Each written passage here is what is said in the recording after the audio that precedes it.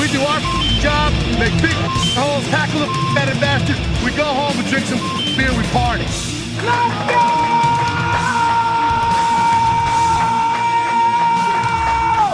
go! Well, spoiler alert, you know we already picked the Giants to be the last place team in the NFC East. But, you know, I think that they don't really have anything on the offensive side of the ball. Eli Manning's too old to run that offense anymore. I mean, Saquon Barkley is amazing. He's going to be their entire offense. I mean, I didn't mean to say they didn't have anything, because Saquon Barkley is one of the best players in the NFL, but that's all they have. He's ridiculous. I think he might set the record for scrimmage yards this year. I really do. He's going to be up there. I mean, 2,500 something. That's going to be tough to beat. Obviously, Chris Johnson. It'll be really tough to beat. Workhorse that year, but I think he's going to catch a lot of screen passes. He's definitely going to get the ball. It's going to definitely take a couple 200-yard rushing games.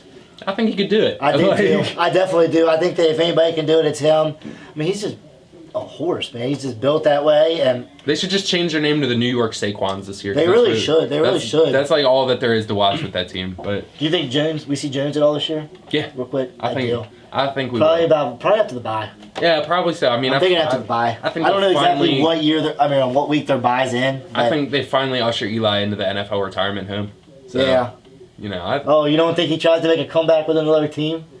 It'd be crazy to do that. He'd ruin his legacy in New York. But honestly, that would be just funny to watch. Yeah, it would be. I mean, I think it. Actually, speaking of it, I kind of want to see that now. It would be a show. The Eli farewell tour. If he can make it through the whole year. The Eli farewell tour. Standing up with the Bengals. With the Bengals, I like it. I'm not trying to knock on Eli. No, I'm not. He's just easy to joke on. Yeah, he's really easy to joke on. I mean, I have massive respect for Eli Manning actually, because he beat Tom Brady in the Super Bowl twice.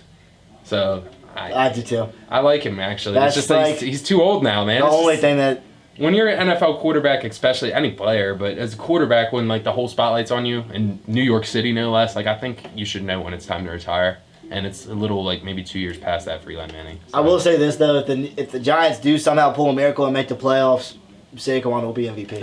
I agree with that. No doubt about it. Giants win 9 games. Saquon Barkley has 3,000 rushing yards. He would be. Yeah. Even if they have a winning record, I think he's still MVP with those numbers. Yeah. But he just can't have a losing record and he puts up 3,000 yards. And even so, he might even get some votes. He'd still probably get some votes. Dude, if anybody hit 3,000 yards, they should be unanimous.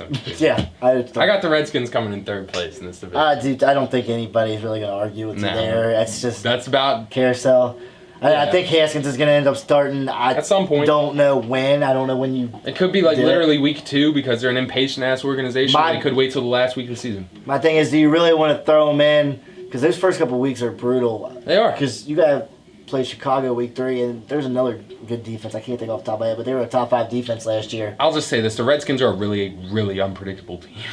You never know. You really don't know what they were because injuries got them so bad last year. Yeah. And they're already starting to get them this year with Reuben Foster going out early. Yeah, I agree with that. I mean, they just have a tough break with free agency, injuries. They're just they're just a curse or something. Yeah, I don't know what happened to them. I don't know if they used to be really good. Okay, and now we move to 2nd, and I think I'm gonna have the most.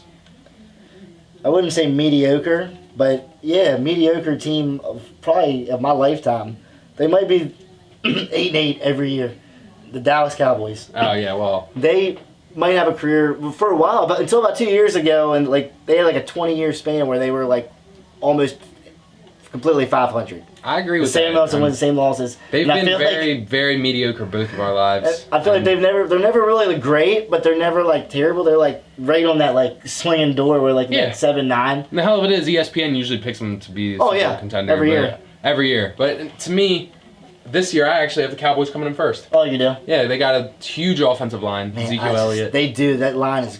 And I think if Ezekiel Elliott doesn't hold out and he plays, and that defense, they got a 2nd place schedule. The Eagles got a 1st place schedule, and there's a lot of pressure on the Eagles. They're gonna pay. They will. They'll pay. Jerry Jones is not gonna let. They're not gonna let that go now. No, and the Eagles have a lot of pressure on them, in my opinion. I mean, Carson Wentz has yet to prove he can stay healthy for a whole season.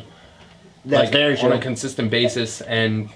Honestly, I haven't seen it yet. Yeah, they got a tough schedule. And I know that the Cowboys came in first last year, right? Yeah. I think they do it again. I think they repeat division champions.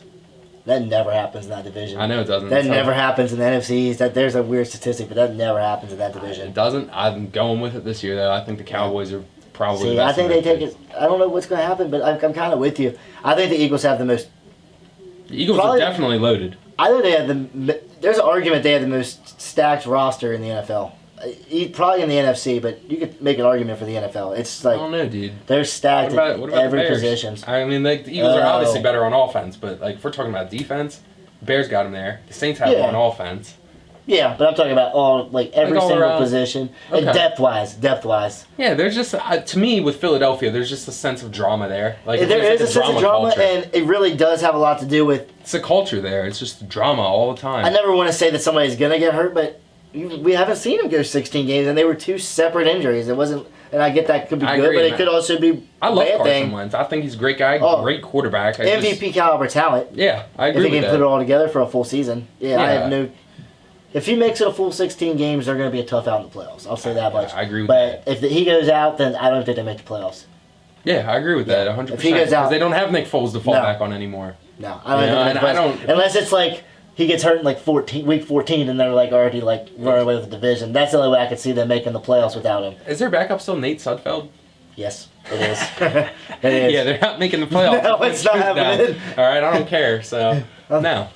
All right, Yeah. so like we differ a little bit on that division. Yeah, you're but going from a quarterback with a backup quarterback with his own statue to a backup quarterback who probably wouldn't make a roster. Yeah, backup quarterback. I like that. You know, the Eagles were pretty ballsy for putting up his statue. I know, after 1 year. It's like- And what does that say to Wentz, of all people? Like, Yeah, it's that like you're going to pay this money and make him your quarterback, and he has to come into work with a statue with your head coach, who's still your head coach, and it's a statue with your backup quarterback. That must just be like a huge kick in the testicles every single time he walks into that training I or feel that it. game. I mean, like I like the respect because he won them their first Super Bowl and everything. And I get that. It's crazy though. I mean, they'll give anybody a statue nowadays. You win a team championship, you probably get one. So Oh, yeah. yeah, it's crazy. Like usually they used to just give statues to guys who would truly stand out. And I say that now, but if Chicago does win a Super Bowl, there'll probably be a whole street of just nothing but statues. The whole team will just have a statue. That's just how that city is. Yeah, that's cool. All right, so I think we just covered.